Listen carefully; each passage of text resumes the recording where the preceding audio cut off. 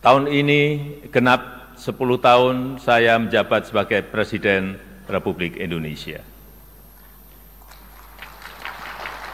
Dan genap 5 tahun Bapak Profesor Kiai Haji Ma'ruf Amin menjabat sebagai Wakil Presiden Republik Indonesia.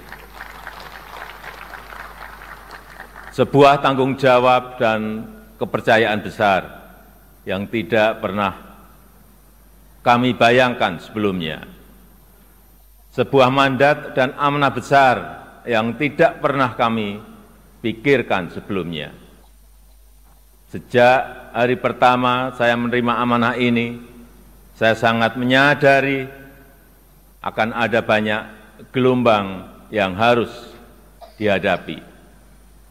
Akan banyak tantangan yang harus diselesaikan. Tapi sedari awal saya juga yakin dan sangat percaya bahwa saya tidak sendirian. Ada cita-cita dan harapan masyarakat. Ada dukungan dan doa dari rakyat yang selalu mengiringi dan menguatkan. Senyum, sapa, dan doa Bapak, Ibu, dan saudara-saudara sebangsa setanah air semua adalah sumber kekuatan saya.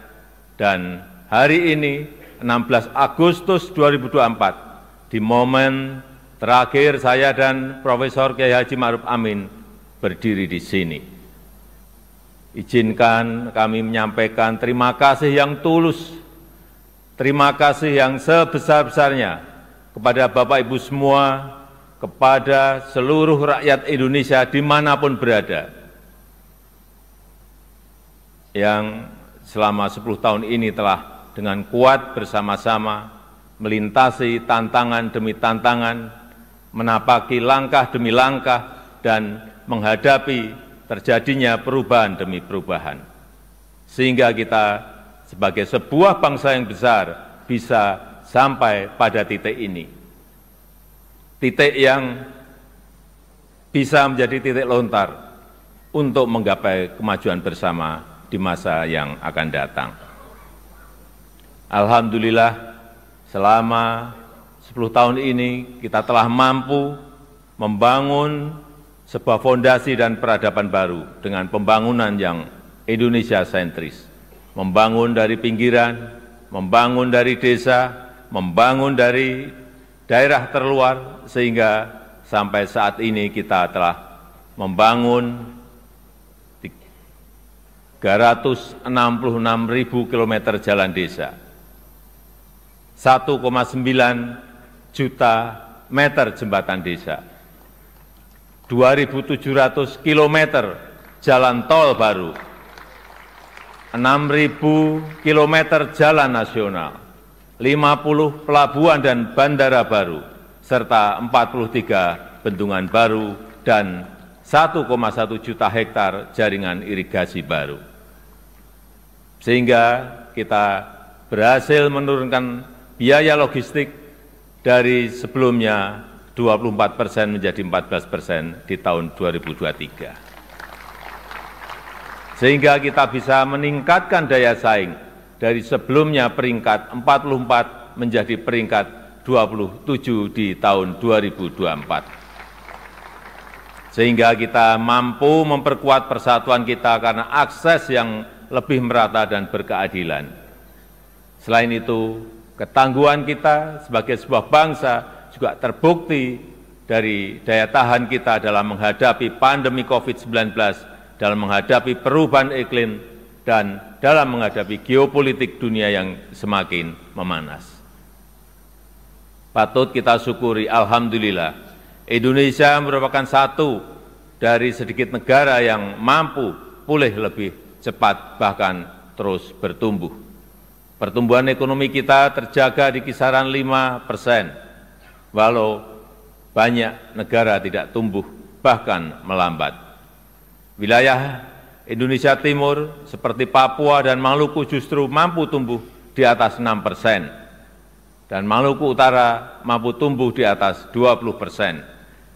Inflasi juga terkendali di kisaran 2–3%, saat banyak negara mengalami kenaikan yang luar biasa, bahkan ada yang mencapai lebih dari 200%. Angka kemiskinan ekstrem mampu kita turunkan dari sebelumnya 6,1% menjadi 0,8% di tahun 2024. Angka stunting juga mampu kita kurangi dari sebelumnya 37% menjadi 21,5% di tahun 2023.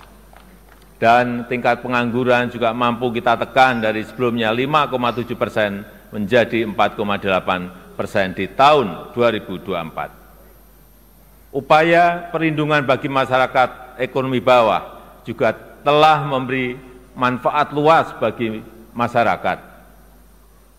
361 triliun rupiah anggaran Kartu Indonesia Sehat selama 10 tahun ini telah digunakan untuk membiayai layanan kesehatan lebih dari 92 juta peserta JKN per tahunnya, mulai dari usia dini sampai lansia yang tersebar di seluruh Indonesia. 113 triliun rupiah anggaran Kartu Indonesia Pintar selama 10 tahun ini telah digunakan untuk pendidikan lebih dari 20 juta siswa per tahun mulai dari SD sampai SMA, SMK di seluruh tanah air Indonesia. 225 triliun rupiah anggaran program Keluarga Harapan selama 10 tahun telah dimanfaatkan untuk meningkatkan ekonomi sekitar 10 juta keluarga kurang mampu per tahunnya.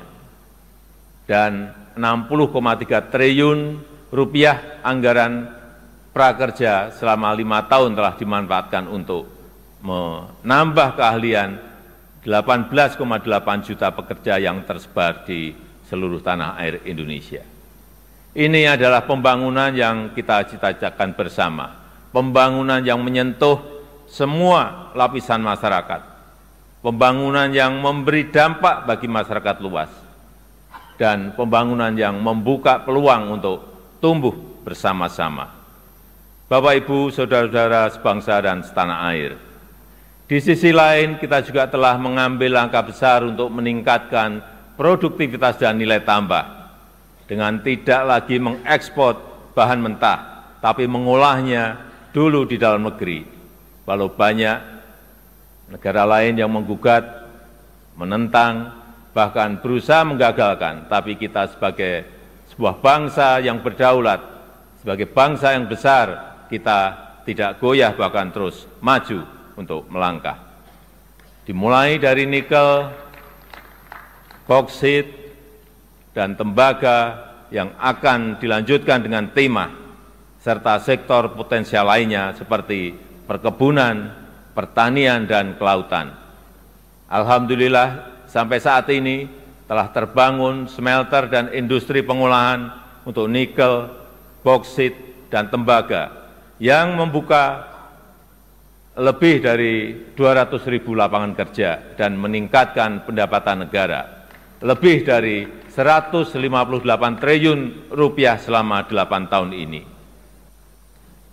Kita ingin kekayaan yang ada di negeri ini, anugerah Allah Subhanahu wa Ta'ala untuk negeri ini dapat dikelola sebesar-besarnya untuk kepentingan rakyat, dapat dimanfaatkan semaksimalnya untuk kesejahteraan rakyat. Oleh sebab itu, kita juga telah mengambil aset kita kembali yang selama puluhan tahun dikelola oleh pihak asing, yang selama puluhan tahun diambil manfaat besarnya oleh pihak asing, seperti Freeport, Blok Rokan, dan Newmont.